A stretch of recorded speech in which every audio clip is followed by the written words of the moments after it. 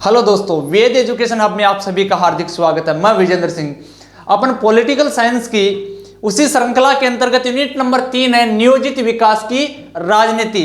यहां से मेरे दोस्तों 5 नंबर की जो एनुअल एग्जाम में क्वेश्चन आने वाले हैं, 2 क्वेश्चन मेरे दोस्तों आने वाले हैं वो वस्तुनिष्ठ आने वाले हैं और एक क्वेश्चन जो दीर्घ उत्तरात्मक आने वाला है यानी 3 नंबर का आने वाला है।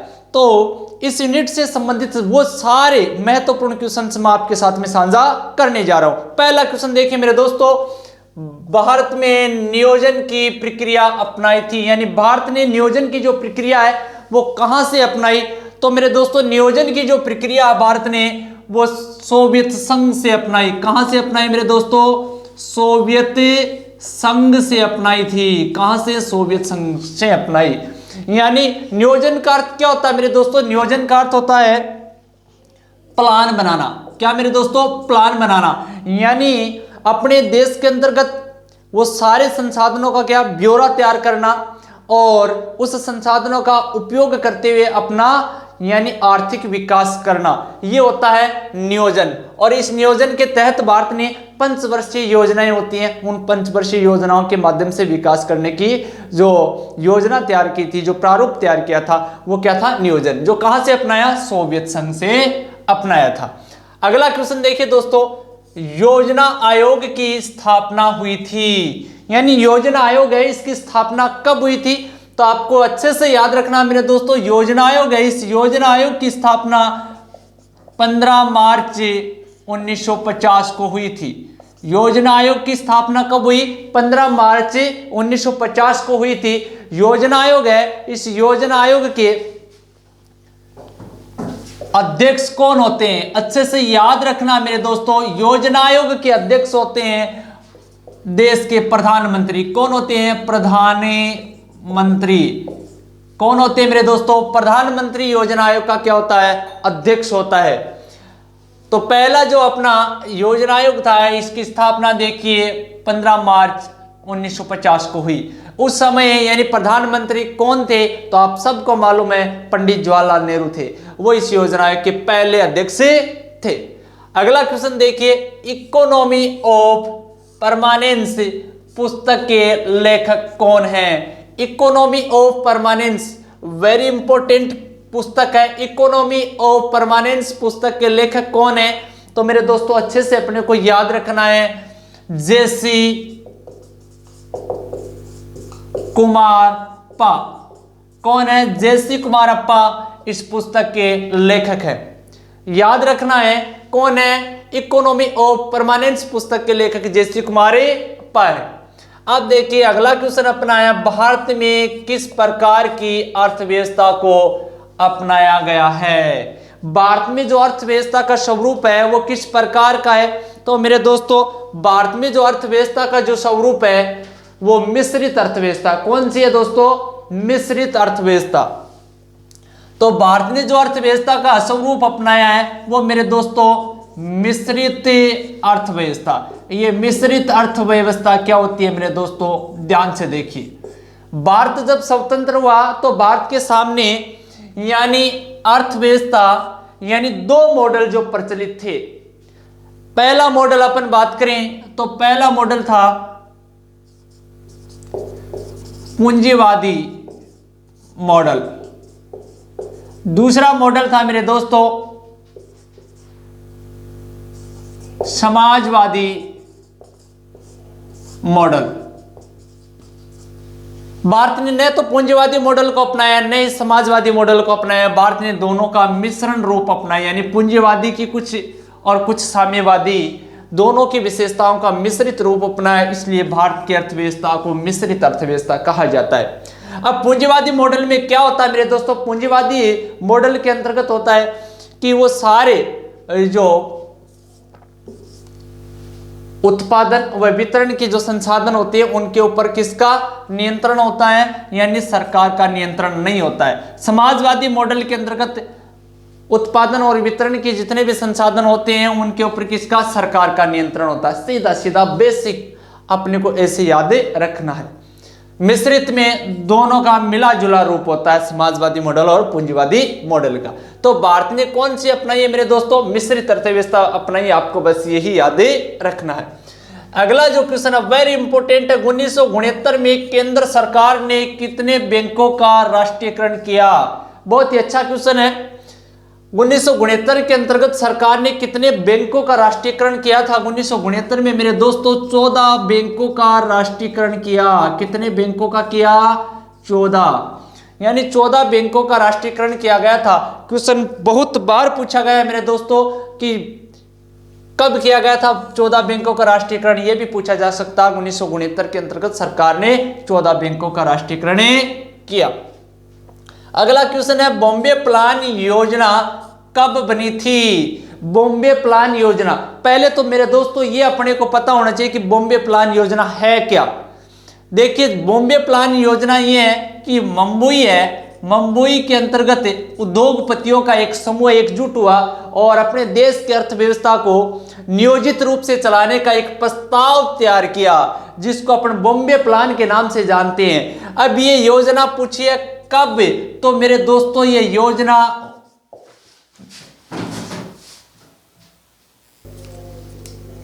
देखिए बॉम्बे प्लान, इसके बारे में हमने यानी मुंबई में कब हुआ? 1944 के अंतर्गत क्या हुआ था? बॉम्बे प्लान। अब अगला क्वेश्चन अपना है दोस्तों, भारत में हरित क्रांति का जनक कौन था? भारत में हरित क्रांति का जनक कौन था? तो देखो यहां से दो क्वेश्चन पूछे जा सकते हैं अपने को। पहले तो भारत में हरित क्रांति का तो एम स्वामीनाथन थे। एम स्वामीनाथन। विश्व के अंतर्गत हरित क्रांति का जनक कौन था? तो आपको याद रखना है बोरलोंग कौन थे? विश्व के अंतर्गत हरित क्रांति के जनक थे। अगला क्वेश्चन है नव लोकतांत्रिक पहल अभियान किस राज्य ने चलाया था? कौन सा? नव लोकतांत्रिक पहल। अच्छे से याद रखना दोस्तों, नव लोकतांत्रिक जो पहल है वो केरल राज्य ने शुरू किया था। कौन से राज्य ने? केरल राज्य ने शुरू किया था। अगला जो क्वेश्चन है ऑपरेशन फ्लड के नाम से ग्रामीण विकास कार्यक्रम, याद रखना ऑपरेशन फ्लड के नाम से ग्रामीण विकास कार्यक्रम कब प्रारंभ हुआ था? याद रखना मेरे दोस्तों 1970 के अंतर्गत प्रारंभ हुआ था। कब? 1970 में। अब क्या है ऑपरेशन फ्लड? ये देखिए मेरे दोस्तों 1970 के अंतर्गत गुजरात राज्य में, कौन से? गुजरात राज्य के अंतर्गत वर्गीज कुरियन, कौन? वर्गीज कुरियन ने स्टार्ट किया। और किस लिए किया? यानी ऑपरेशन फ्लड का संबंध दुग्ध से है, ये भी आपको याद रखना है। दुग्ध क्रांति से, किससे है? दुग्ध क्रांति से संबंधित है। इसलिए इस वर्गीज कुरियन को मिल्कमैन के नाम से भी जाना जाता है। और 1970 में इन्होंने प्रारंभ किया। और गुजरात जो राज्य है उसका भी कौन सा? आनंद नामक जो स्थान है वहां से प्रारंभ किया। और एक फैक्ट और आपको याद रखना है, यानी इसका ब्रांड क्या है? ब्रांड क्या दोस्तों? ब्रांड का नाम है अमूल। क्या है? अमूल। यह भी आपको याद रखना है। क्या है? अमूल। दुग्ध क्रांति से संबंधित है। ऑपरेशन फ्लड कब स्टार्ट हुआ? 1970 में स्टार्ट हुआ। किसने किया? वर्गीज कुरियन ने किया। कौन से राज्य से संबंधित है? गुजरात राज्य से संबंधित है। स्थान की बात करें तो आनंद, और इसका ब्रांड क्या है? अमूल। इसके अलावा यानी इसमें क्या किया गया? इसके अंतर्गत मेरे दोस्तों क्या गया कि ग्रामीण क्षेत्र के अंतर्गत दुग्ध में उत्पादन और विपणन को राष्ट्रीय जो स्तर है उससे जोड़ा गया था। किसको? दुग्ध से। यानी इसको डेयरी कार्यक्रम भी अपने कह सकते हैं। क्या? डेयरी कार्यक्रम भी इसको अपने कह सकते हैं। यानी उत्पादन और विपणन को किससे? राष्ट्रीय तंत्र से जोड़ा गया था। अगला क्वेश्चन है अपना प्रथम पंचवर्षीय योजना के योजनाकार कौन थे? तो दोस्तों प्रथम जो पंचवर्षीय योजना है इसके योजनाकार कौन थे? प्रथम जो पंचवर्षीय योजना है इसका प्रारंभ कब हुआ? तो अपने को याद रखना है प्रथम पंचवर्षीय योजना का प्रारंभ मेरे दोस्तों 1951 में हुआ और 1956 तक चली। 1951 से 1956 याद रखना है। जो अपनी प्रथम पंचवर्षीय योजना 1951 से 56 तक चली, इसके योजनाकार कौन थे? योजनाकार थे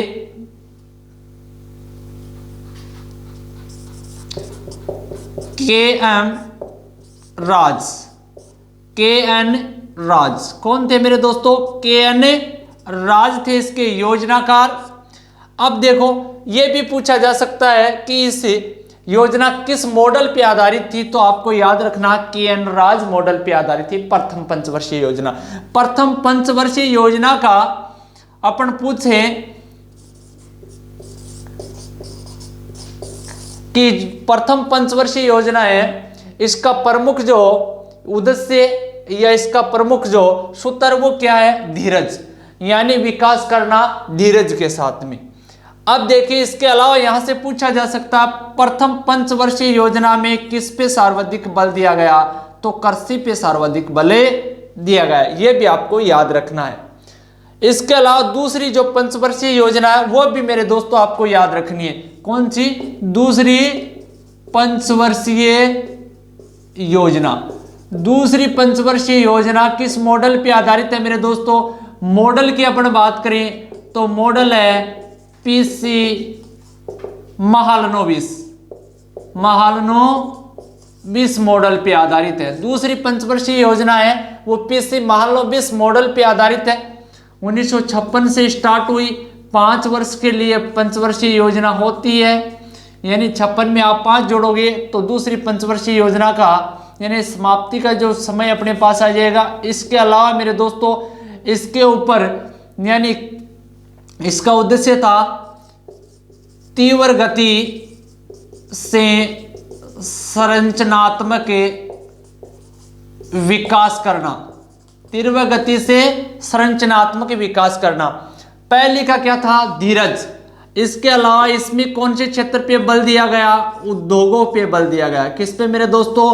उद्योगों के ऊपर बल दिया गया। कौन सी पंचवर्षीय योजना में? दूसरी पंचवर्षीय योजना में। ये फैक्ट भी आपको याद रखनी है। अगला क्वेश्चन देखिए, नीति आयोग का गठन कब हुआ? वर्तमान समय में इसके उपाध्यक्ष कौन है? बहुत अच्छा क्वेश्चन पूछा जा सकता है। देखिए नीति आयोग है, इस नीति आयोग के मेरे दोस्तों अध्यक्ष कौन थे? इसकी स्थापना कब हुई? ये कौन सी जो संस्था के स्थान पे इसका निर्माण किया गया? तो देखिए नीति आयोग क्या मेरे दोस्तों? नीति आयोग। नीति आयोग की स्थापना की अपन बात करें मेरे दोस्तों तो 1 जनवरी 2015 को हुई। किसकी? नीति आयोग की स्थापना। किस आयोग के स्थान पे हुई? तो कौन से आयोग के? तो योजना आयोग के स्थान पे हुई। कौन से आयोग के? योजना आयोग के स्थान पे नीति आयोग की स्थापना हुई। कब हुई मेरे दोस्तों? जनवरी 2015 के अंतर्गत नीति आयोग। नीति आयोग है। नीति आयोग के अध्यक्ष की अपन बात करें, अध्यक्ष कौन होता है? तो प्रधानमंत्री होता है। कौन होता है मेरे दोस्तों? उस समय जो प्रधानमंत्री होता है वो इसका अध्यक्ष होता है। पहला उपाध्यक्ष कौन था? पहला उपाध्यक्ष कौन था नीति आयोग का? वो भी याद रखना। पहला था मेरे दोस्तों Arvind Panagariya.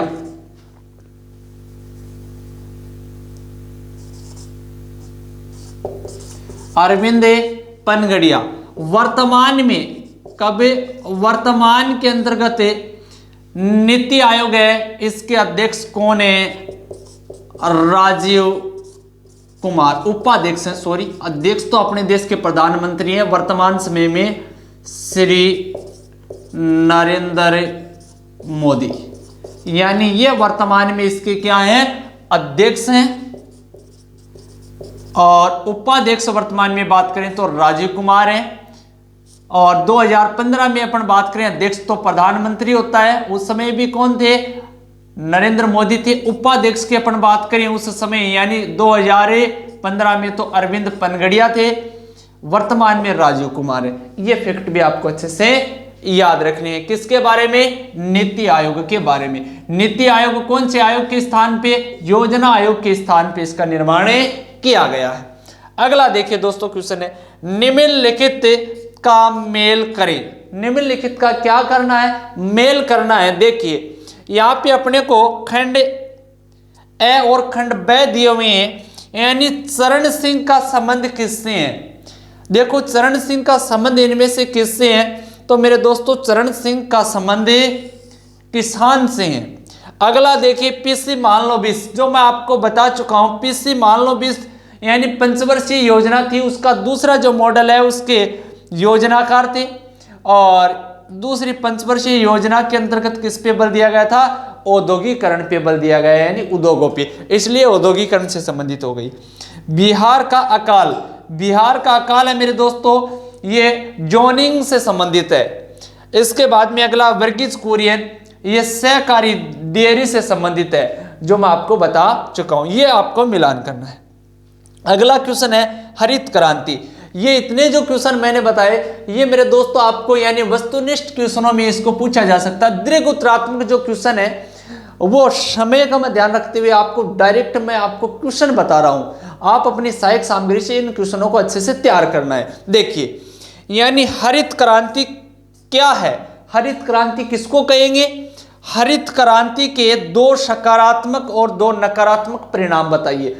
Very very important question, exam में 100% छपेगा और 3 नंबर का एक क्वेश्चन आएगा, अच्छे से इसको तैयार करना आपको। क्या हरित क्रांति क्या है, यानी हरित क्रांति भारत के अंतर्गत खाद्यान्न में आत्मनिर्भर बनने के लिए यानी अत्याधुनिक जो यंत्र हैं इनकी सहायता से यानी रासायनिक उर्वरक के प्रयोग से क्या की, फसल में, खाद्यान्न की फसल में अत्यधिक क्या की, वृद्धि की, उसको अपन हरित क्रांति कहेंगे। हरित क्रांति के 2 सकारात्मक परिणाम, यानी खाद्यान्न की दृष्टि से अपन आत्मनिर्भर बन गए, और मध्यम वर्ग के यानी मझोले जो किसान थे उनका क्या हुआ, तेजी से ग्रोथ की यानी वृद्धि हुई। नकारात्मक परिणामों की बात करें तो क्या है नकारात्मक, यानी इसमें गरीब और अमीर के बीच की खाई क्या हो गई, यानी दूरी बढ़ गई, यानी गरीब और ज्यादा गरीब हो गए और अमीर और ज्यादा अमीर हो गए।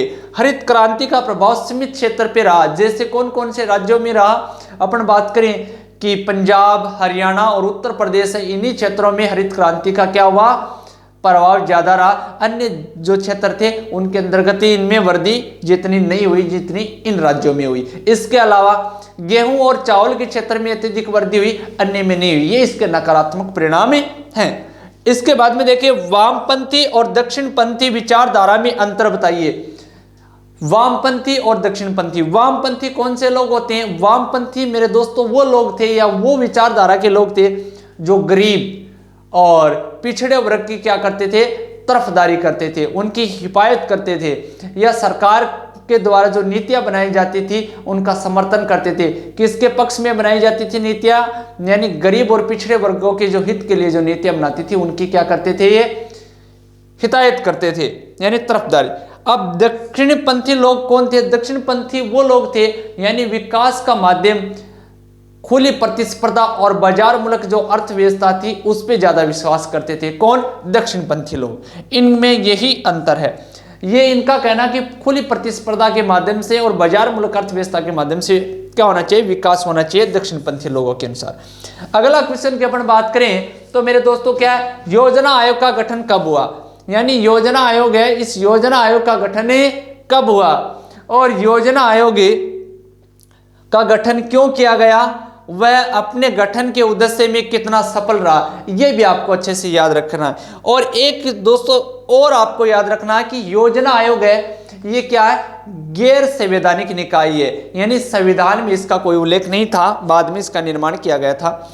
योजना आयोग का गठन कब हुआ और क्यों किया गया, और ये अपने गठन के उद्देश्य में सफल रहा, कितना सफल रहा ये। अगला क्वेश्चन है, नियोजन की कोई 4 प्रमुख विशेषताएं लिखिए, यानी नियोजन इसकी प्रमुख 4 विशेषताएं, ये आपको अपनी जो सहायक सामग्री से आपको देखनी है। मेरे अनुमान के आधार पे यहां से क्वेश्चन आएगा वस्तुनिष्ठ और दीर्घ उत्तरात्मक, ये आपको अच्छे से तैयार करने, आपको 5 में से 5 नंबर ये क्वेश्चन आपको दिलाएंगे। आज की क्लास आपको कैसे लगी जरूर कमेंट सेशन में कमेंट करके बताना। अगली वीडियो में मिलेंगे, तब तक के लिए जय हिंद जय भारत।